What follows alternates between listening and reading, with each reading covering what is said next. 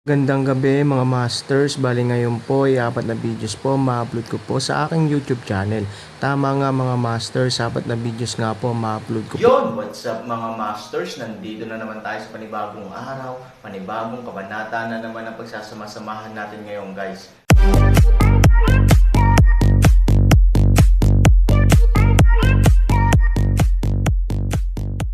Bali mga masters, kung bago ka pa lang po sa aking YouTube channel, please click the subscribe button, lalong-lalo na po yung notification bell guys, para maging connected pa rin tayo sa isa't isa at maging updated kayo sa mga susunod ko pang video. Bali mga masters, bago natin umpisahan ng kwento ay mag-shoutout po muna tayo para sa mga solid nating tagapakinig.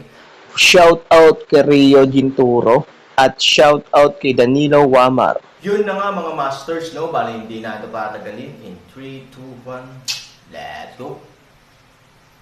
Mga master, magbabalik tayo sa pag-upload ng 4 na videos everyday simula ngayon araw. Salamat sa solid na pagsuporta mga master. Kabanata 3,006 hanggang 3,010. Sa pagtingin sa dignidad ni Mo Yun na inapakan ni Wu Jin, hindi masyadong masaya si Mo Yanxiang. Pagkatapos ng lahat, si Wu Jin ay hindi Aaron, ngunit isang ordinaryong babae. Hindi siya karapat-dapat na maging masyadong mapangahas sa harap ng pamilya ni Mo. Ngunit sino ang nagsabi sa kanya na may Aaron sa likod niya, kaya kahit na hindi nasisiyahan si Mo Yanxiang, natitiis lang niya ito sa kanyang puso. Make a deal. It's a chance to change your life. Magkano ang gusto mo? Tanong ni Mo Yanxiang kay Wu Jin, hindi siya naniniwala na kayang labanan ng mga babaeng tulad ni Wu Jin ang tukso ng pera. Kaya ang pinakamagandang paraan para malutas ang problemang ito ay ang paggamit ng pera. Si Wu Jin ay isang ordinaryong babae. Hindi niya maiwasang mawala dahil sa pera. Pagkatapos ng lahat, ginugugol ng karamihan sa mga tao ang kanilang buong buhay sa pakikipaglaban para sa salitang, pera. Talagang kaya nilang labanan ang tukso ng pera. Iyan ay isang napakalaking minorya. 100 milyon. Hindi man lang naisip ni Wu Jin. Bagamat ito ay medyo bibig ng leon, dahil si Mo Yanxiang ang nagkusa na isulong ito, tiyak na gusto niya ng astronomical na numero. Lahat tama, sagot ni Mo Yanxiang. Ang 100 milyon ay hindi maiisip ng mga ordinaryong tao, ngunit ito ay isang maliit na halaga lamang ng pera para sa pamilya mo, at malulutas nito ang mga problema ng pamilya mo sa 100 milyon, na napakadaling tanggapin ni Mo Yanxiang. Natigilan si Wu Jin. Hindi niya inaasahan na pumayag si Mo Yanxiang sa isang nakakagulat na numero na sinabi niya ng basta-basta. Ito ba? Panaginip ba ito? Kung mayroon siyang 100 milyong yuan, hindi maisip ni Wu Jin kung paano magiging baligtad ang kanyang buhay sa hinaharap. 100 milyon. Hindi na niya kinailangan pang pumasok sa trabaho. Kapag nakakita ka ng magagandang damit, hindi mo na kailangang magnakaw para makita ang tag na presyo. Lahat ng sikat na brand na pinangarap niya ay may uuwi na. Tulad ng karamihan sa mga kababaihan, ang pagtugis ni Wu Jin sa mga sikat na tatak ay hindi maiiwasan. Upang magkaroon ng mga bagay na ito, kailangan niya ng matibay na pundasyon ng ekonomiya. Si Wu Jin ay hindi nang ahas na isipin ito noon pa. Pero ngayon, bigla na lang, parang may ganitong kakayahan siya. Niloloko mo ba ako? Hindi makapaniwala si Wu Jin na tumingin kay Mo Yanxiang para magtanong ng paraan. Of course not. I'll get someone to contact you as soon as possible. I-remit ang pera sa account mo sa loob ng 3 araw, sabi ni Mo Yanxiang. Nang makita ang hindi kapani-paniwalang ekspresyon ni Wu Jin, hindi maiwasan ni Mo Yun na hamakin siya. Siya ay talagang isang mahirap na tao. Ang numerong ito ay natakot sa kanya. Nang kunin ni Mo Yanxiang si Mo, tulala pa rin si Wu Jin. Ang pakiramdam na ito ay mas hindi makatotohanan kaysa manalo sa loto. 100 milyon, siyam na numero iyon. Ang numero sa bank card ni Wu Jin ay hindi kailanman lumampas sa 6 na digit, kaya mahirap para sa kanya na isipin kung paano ipinakita ang siyam na digit. Ano kaya ang pakiramdam na magkaroon ng napakahabang string ng mga numero? Lolo, gusto mo ba talagang bigyan siya ng napakaraming pera? Sa labas ng ospital, Mo Wika disdain nagtanong, kahit na 100 milyon sa kanyang konsepto ay hindi magkano, ngunit sa ganitong uri ng mga mahihirap na tao, ito ay hindi maiiwasan na ang ilan ay hindi maaaring tanggapin. Dapat ay natutuwa ka na magagamit mo ang perang ito para malutas ang iyong mga problema. Lumayo ka sa kanya sa hinaharap, kung hindi, hindi kita mailigtas sa susunod. Nagbabala si Mo Yanxiang na ang dahilan kung bakit niya sinabi ito ay dahil nag-aalala siya na si Mo ay lihim na maghihiganti kay Wu Jin. Sa bagay, alam na alam niya ang ugali ng apo. Kapag siya ay nalilito, ang relasyon sa pagitan ng pamilya mo at Aaron ay masisira. Huwag kang mag-alala, Lolo. Alam ko na ang gagawin. Sinabi ng wikang Mo, kahit na ang puso ay hindi nasisiyahan, ngunit kailangan ding sumuko sa katotohanan, at pumunta kay Wu Jin para sa paghihiganti, maliban kung siya ay isang tanga. Kasabay nito, nakatanggap ng tawag ang Aaron mula kay Yang Wanlin. Ang taong ipinadala ni Yang Wanlin upang alagaan si Wu Jin ay nagsabi sa kanya kung ano ang nangyari sa ospital, kaya kailangan niyang ipaalam sa Aaron sa lalong madaling panahon. Nang malaman ni Aaron na humingi si Wu Jin ng 100 milyong yuan, hindi niya napigil ang matawa. Siyempre, alam niya na ito ay isang numerong casual na sinabi ni Wu Jin, ngunit ito ay isang magandang bagay din para sa kanya. Pagkatapos niyang makuha ang pera, dapat siyang magkaroon ng mas perpektong buhay, na maaaring ituring bilang kabayaran ng Aaron para sa kanya. By the way, may balita ba tungkol sa Wuji Summit? Pagkatapos ng kwento ni Wu Jin, tinanong ni Aaron si Yang Wanlin.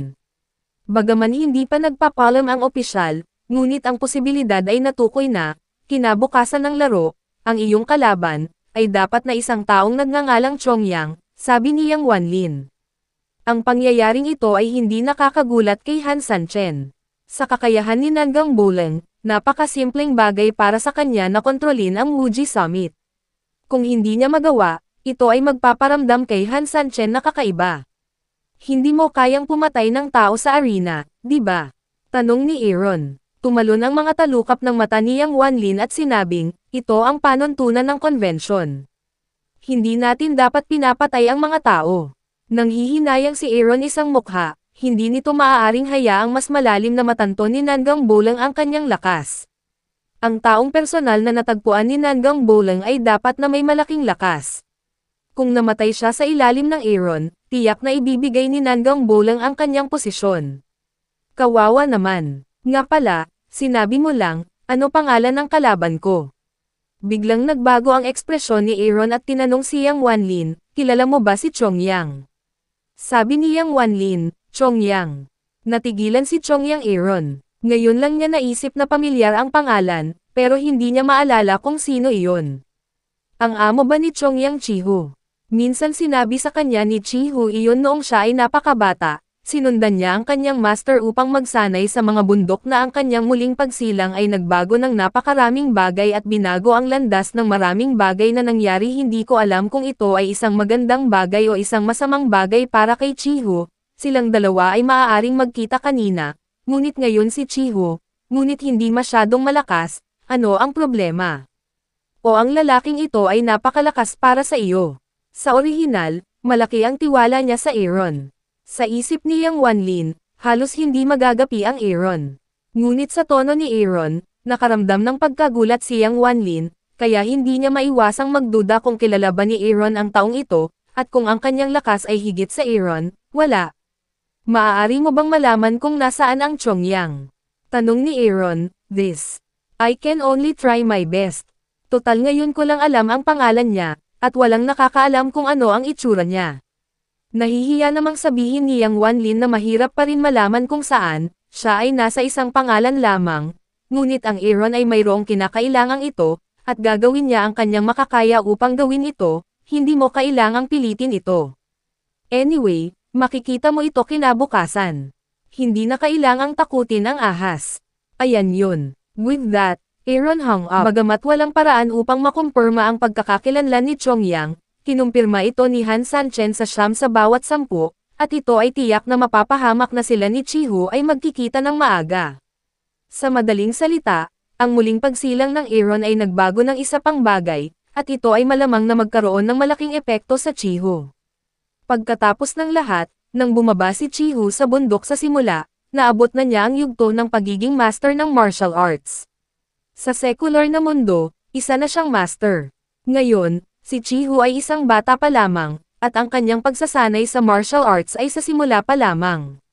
Ngayon ay bumababa siya ng bundok, na tiyak na makakaapekto sa kanyang mga nagawa sa martial arts. Higit sa lahat, si Chong Yang ay natagpuan ni Nangang Bolang. Kung natalo siya sa laro, anong uri ng nakatagong panganib ang mangyayari? Hindi ito ang matitiyak ng Aaron. Kapag si Nangang Bolang ay tumalikod at tumangging kilalanin ang iba, si Chong Yang ay maaaring maging butas ng galit ni Nangang Bolang. Sa oras na iyon, maaaring mawala si Chihu sa kanyang Panginoon. Ano ba? Isang tingin ng buntong hininga, anong nangyari? Dumating si Shi Jing sa sala at nagkataon na nakita niya si Aaron na nagbubuntong hininga, kaya nagtataka siyang nagtanong. Pagkatapos ng lahat, ang Aaron ay bihirang magkaroon ng ganoong pagtatanghal sa kanyang pakikipag-ugnayan sa Aaron. Sa araw pagkatapos ng kompetisyon bukas ay natukoy na, si Nangang Bolang ay nag-ayos ng isang dalubhasa sa mundo. Sabi ni Aaron. Aaron sinabi kaya, at pagkatapos lamang buntong hininga estado, ito ay hindi maaaring makatulong ngunit hayaan Shi Jing mag-alala up, nagtanong, world expert, napakalakas. Naisip ito ni Aaron. Para sa kanya dati, makapangyarihan talaga siya. Nang umakyat siya sa bundok, hindi kalaban ni Chong Yang ang galing niya.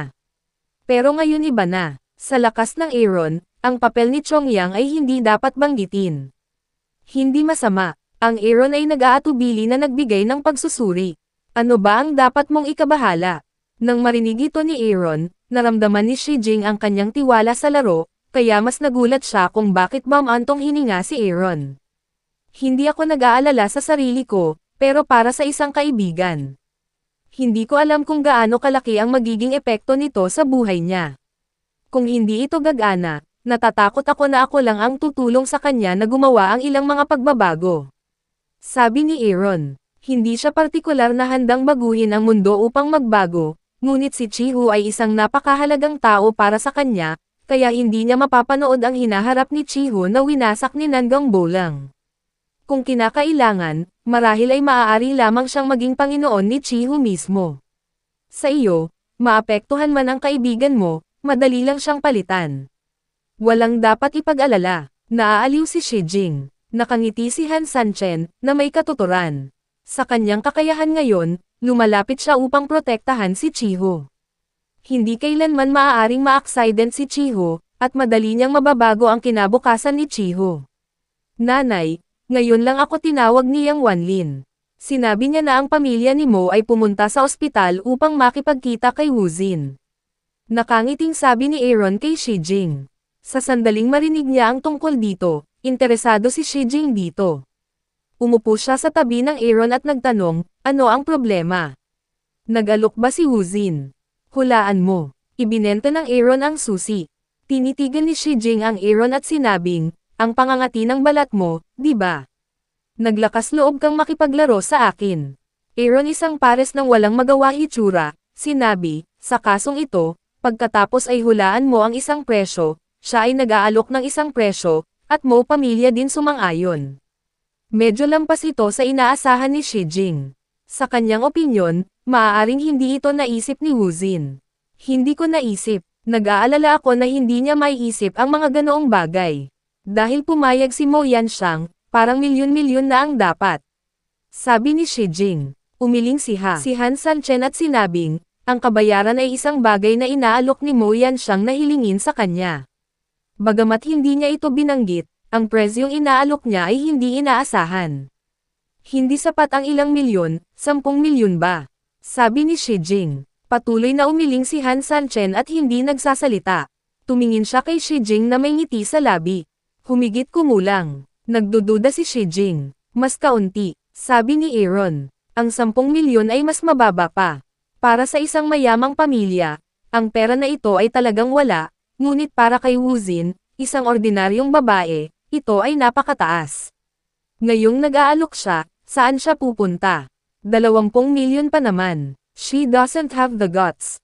Sabi ni Shi Jing. 100 milyon. 100 milyon. Bulalas ni Shi Jing, ang astronomical figure na ito ay halos matakot sa kanya. Isa lang itong ordinaryong tao na naglalakas loob na magsalita na parang leon. Ito ay isang numero na hindi maiisip ng mga ordinaryong tao. Hindi mo naman ako niloloko diba? Sabi niya tanong ni Shi Jing. Siyempre hindi, pero medyo nagulat din ako. Paano siya nakagawa ng ganoong presyo? Pero pumayag na si Mo Yanxiang. Ngayon ay bilyonaryo na siya. Sabi ni Aaron. Napabuntong hininga si Xi Jinchang, na talagang nagpabago sa kanyang buhay sa isang pangungusap.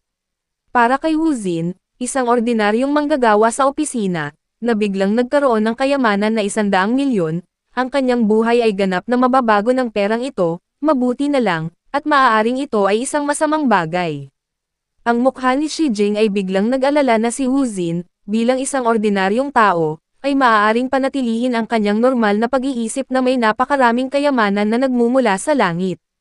Kapag siya ay nahulog sa pagkonsumo ng biglaang kayamanan, kahit na siya ay may hawak na 100 milyong yuan, siya rin ay masisira, at 100 milyong yuan ay maaaring hindi magawang maging ligtas ang kanyang buhay. Ito ay hindi isang bagay na dapat nating pakialaman pagpipilian, sabi ni Aaron. Naiintindihan ni Xi Jing ang katotohanan ito. Kung siya ay napinsala ng pera, wala itong kinalaman sa iba. Just such an ordinary good girl, Xi Jing is really afraid that she's completely changed because of the money. I can already foresee that the first thing she will do is to buy a house, which is not cheap. Susunod, mahuhumaling siya sa mga luxury goods, na maaaring 100 patungo sa pagkalipol. Sabi ni Xi Jing na may mapait na ngiti na si Wu Xin ay walang kakayahang kumita ng kayamanan, kaya't maaari na lamang siyang maupo at kumain ng wala. Kapag nangyari ito, si Wu Xin ay mapapahamak maya-maya. Walang sinabi si Han Sanchen. As sabi niya, hindi na si Wu Xin ang dapat niyang pakialaman kung may oras siya, mas mabuting isipin kung paano lalabanan si Chongyang sa Challenge Arena kinabukasan makipaglaban sa pinakamabilis na bilis, para maramdaman ni Nangang Bolang ang kanyang lakas. Hindi ko pa alam si Chongyang, di ba? Nag-isip si Han Sanchen nang may masamang ngiti kanyang mukha. Yun na nga mga masters, no? Bali panibagong kabanata na naman yung natapos natin ngayong gabi. Muli, maraming salamat po talaga sa walang sawang suporta po sa aking YouTube channel na talagang inaabangan nyo po ang bawat upload ko po. Bali mga masters, magkita-kita ulit po tayo bukas ng gabi at ngayon po ay magpapaalam po muna tayo. Bali mga masters, bye-bye!